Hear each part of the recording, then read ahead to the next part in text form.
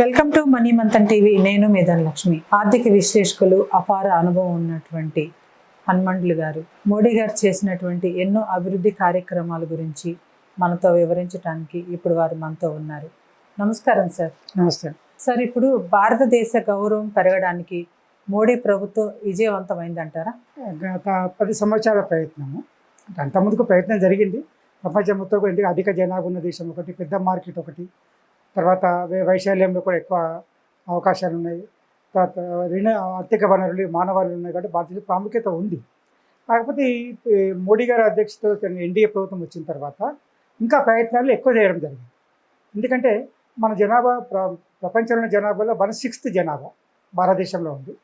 అంటే మనకు 1/6 జనాభా ఉంది కాబట్టి మన భారతదేశం కూడా ముఖ్యమైన పాత్ర పోషించాలి. ప్రపంచ ఆర్థిక వ్యవస్థలో కానీ, లేకపోతే పర్యావరణంలో కానీ, అభివృద్ధిలో కానీ, మానవ వనరుల్లో కానీ అన్నింటిలో కూడా ముఖ్యమైన పాత్ర పోషించాలి అనే ఉద్దేశంతో ఈ మోడీ గారి నాయకత్వం కేంద్ర ప్రభుత్వము, ఎన్డీఏ ప్రభుత్వము విదేశాల్లో కూడా ప్రపంచంలో భారతదేశం యొక్క ప్రతిష్టని అభివృద్ధి పెంచాలి అనే ప్రయత్నం కూడా చేయడం జరిగింది.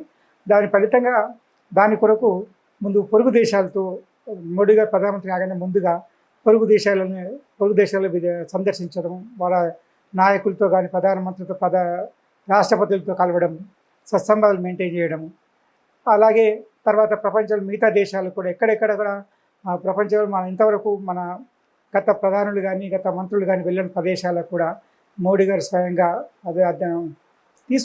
వెళ్ళడము, మళ్ళీ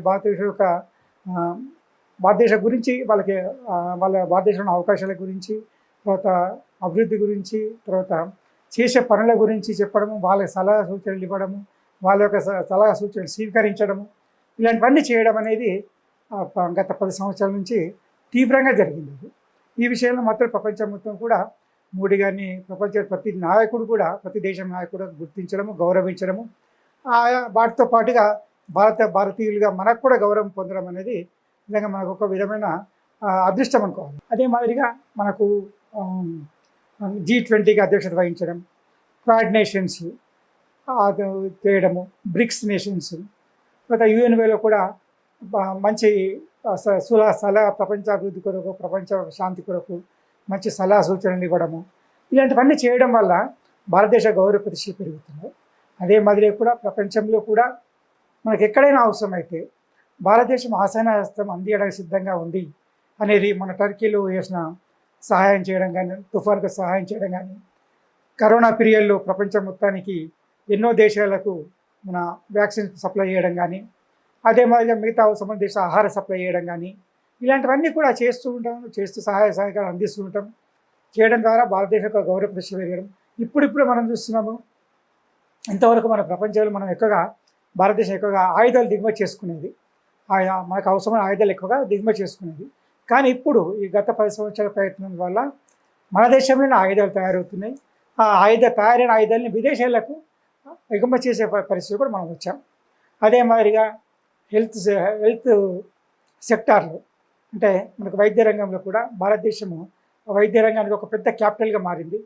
భారతదేశంలో ఆసుపత్రులు సర్వీసెస్ ఇవ్వడం కానీ, క్వాలిటీ ఆఫ్ సర్వీసెస్ ఇవ్వడం కానీ, తర్వాత టైమ్లీ సర్వీస్ ఇవ్వడం కానీ, మంచి యొక్క ప్రపంచం మొత్తంలో పేరు తెచ్చుకోవడం, ప్రపంచంలో మంచి ఎక్కువ మంది పేషెంట్స్ కూడా భారతదేశంకి వచ్చి వైద్య సేవలు తీసుకోవడం చూస్తున్నాం. మళ్ళీ ప్రపంచంలో అవసరమైన వైద్య పరికరాలు కూడా మన దేశంలో తయారు చేసి ఎక్స్పోర్ట్ చేయడం కూడా మనం భారతదేశంలో చూస్తున్నాం. అన్నిటికంటే ముఖ్యమైనది మన దగ్గర సాఫ్ట్వేర్. భారతదేశం ప్రపంచం మొత్తంలో కూడా భారతదేశము సాఫ్ట్వేర్ ఎక్స్పోర్ట్కి ప్రసిద్ధి. ఎన్నో పెద్ద కంపెనీస్ కూడా భారతదేశంలో ఉన్నాయి. అది విప్రో కావచ్చు, ఇన్ఫోసిస్ కావచ్చు, టీసీఎస్ కావచ్చు, మహీంద్రా కావచ్చు, ఇలాంటి ఎన్నో కంపెనీలు భారతదేశంలో ఉన్నాయి. ఈ కంపెనీస్ అన్నీ కూడా ప్రపంచం మొత్తంలో తమ యొక్క శక్తి సామర్థ్యాలు చూపించి ప్రపంచం యొక్క మళ్ళీ కనుగొనడం అనేది మనం చూసాము. దానికి సాధ్యమైనంత వరకు కేంద్ర ప్రభుత్వం ఇచ్చే ప్రోత్సాహకాలు, సలహాలు, సూచనలు, అదే మాదిరిగా వాళ్ళకి ఇచ్చిన ఎంకరేజ్మెంట్ అనేది మనకు ప్రపంచంలో భారతదేశం యొక్క గౌరవం పెరగడానికి తోడ్పడింది. అదే మాదిరిగా స్టార్టప్ ఇండియా ద్వారా కొత్త చిన్న కంపెనీస్, ఫిన్టెక్ కంపెనీస్ కానీ, డిజిటల్ మీడియా, డిజిటల్ ప్లాట్ఫామ్స్ కానీ, మళ్ళీ గేమ్స్ యాప్స్ కానీ, లేకపోతే ఎన్నో సాఫ్ట్వేర్ సొల్యూషన్స్లో భారతదేశం ముందే ప్రపంచానికి మొత్తానికి సేవలు అందించే విధంగా భారతదేశం తయారైంది. మరి 2002 కూడా చూసినట్టయితే 100 యూనికార్న్ కంపెనీస్ భారతదేశం వచ్చారు.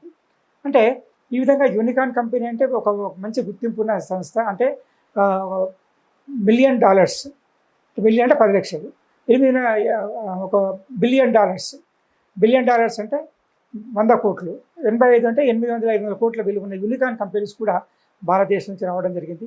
ఈ విధంగా భారతదేశం యొక్క సమర్థత, శక్తి సామర్థ్యాలు, నైపుణ్యత, మళ్ళీ పర్ఫెక్షన్, అంటే ఫాస్ట్గా చేయడం, శీఘ్రంగా చేయడం, ఖచ్చితమైన నిర్ణయాలు, ఖచ్చితమైన ఫలితాలు ఇవ్వడం, ఇవన్నీ చూసిన తర్వాత ప్రపంచం మొత్తాన్ని కూడా భారతదేశం యొక్క సమర్థపై నమ్మకం పెరగడము.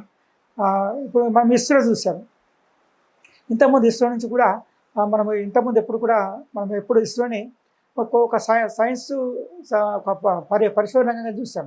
కానీ ఇప్పుడు ఇస్రో కూడా ప్రపంచానికి అవసరమైన ఎన్నో శాటిలైట్స్ని కక్షలోకి ప్రవేశపెట్టడం, దానికి కమర్షియల్గా కూడా చేయడం అనేది మనం చూస్తున్నాం. అదేవిధంగా DRDO కానీ ఎన్నో మ్యానుఫ్యాక్చరింగ్ కంపెనీస్, ఇప్పుడు హైదరాబాద్లో స్మాల్ అండ్ మీడియం ఎంటర్ప్రైజెస్ కూడా ప్రపంచం మొత్తం కంపెనీస్ కూడా ఎంతో కంపెనీస్ మ్యానుఫ్యాక్చరింగ్ రంగంలో ఉత్పత్తి రంగంలో ఎన్నో దేశాలకు కూడా ఎగుమతి చేస్తున్నాయి.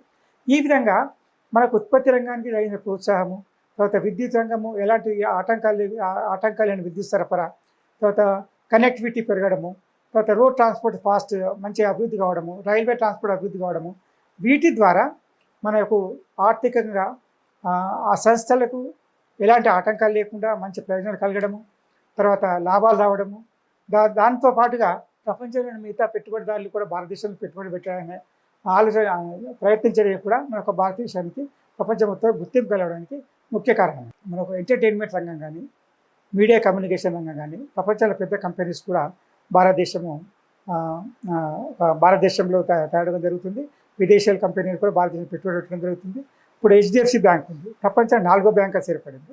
అంటే ప్రపంచంలో పెద్ద బ్యాంకులు భారతదేశంలో HDFC బ్యాంక్ ఒక 4వ బ్యాంకులో ఉంది. Stock exchange, Hong Kong stock exchange కంటే పెద్దగా ఇప్పుడు బాంబే స్టాక్ ఎక్స్చేంజ్ దానికంటే ఎక్కువ విలువ గల వ్యాపారం చేసే విధంగా స్టాక్ ఎక్స్చేంజ్ అయింది. అదే మాదిరిగా బిలియనీర్స్, ఇంతకుముందు హాంకాంగ్లో, చైనాలో, షాంఘాయిలో ఉండే బిలియనీర్స్ కంటే ఎక్కువగా ఆసియాలో అత్యధికంగా బాంబేలో బిలియనీర్స్ ఉండడం జరిగింది. ఈ విధంగా మనకు పెట్టుబడిదారులు రావడం, ఆ పెట్టుబడికి సంబంధించిన పెట్టుబడితో పాటుగా అభివృద్ధి చెందడం, వాళ్ళకి లాభాలు పెరగడం, తర్వాత వాల్యూస్ పెరగడం, ఆ షేర్ల యొక్క విలువ పెరగడం, దాని ద్వారా యొక్క వారికి ఆస్తుల విలువ పెరగడం, వీటన్నిటి ద్వారా మనకు భారతదేశం యొక్క కెపాసిటీ, అంటే అంతర్గతంగా ఉన్న శక్తి సామర్థ్యాలు, అంటే మానవ వనరులు కావచ్చు, లేకపోతే యాజమాన్యం గురించి కానీ, ఎంటర్ప్రినర్స్ స్కిల్స్ కావచ్చు, ఇన్నోవేషన్, క్రియేటివిటీ, ఇవన్నీ కూడా మంచి ఫలితాలు చూపించడం గత 10 సంవత్సరాల్లో. అంటే ప్రభుత్వము ఇచ్చిన ప్రోత్సాహకరము, సలహా సూచనలు, అదే మరి ఆర్థిక సహాయం కానీ, ఈవెన్ మనకు మధ్యలో వచ్చిన కరోనా లాంటి పరిస్థితులు వచ్చినా కానీ ఇవన్నీ తట్టుకొని ఆర్థిక రంగం అభివృద్ధి చెందడం అనేది మనం చూస్తాం. అదే మాదిరిగా మన వ్యాపార సంస్థలన్నీ కూడా లాభంగా రావడం వల్ల పబ్లిక్ సెక్టర్ అండర్టేకింగ్స్ అన్నీ కూడా లాభానికి రావడం, ప్రభుత్వానికి ప్రపంచం ఇంతవరకు ఎప్పుడు ఎంతగా అత్యధిక డివిడెండ్ ఇవ్వడం ప్రభుత్వ పెట్టుబడులకి. అదే మాదిరిగా ఇప్పుడు పోయిన ఏప్రిల్ నెల GS కలెక్షన్స్ 2 లక్షల కోట్లు దాటడం అనేది, అదే ఇన్కమ్ ట్యాక్స్ కలెక్షన్స్ కూడా ప్రతి ఏడాది 15% పెరగడం చూడ మనకి ఇవన్నీ కూడా ఒక విధమైన అభివృద్ధి యొక్క మార్గంలో ఉన్నామనడానికి సంకేతాలు.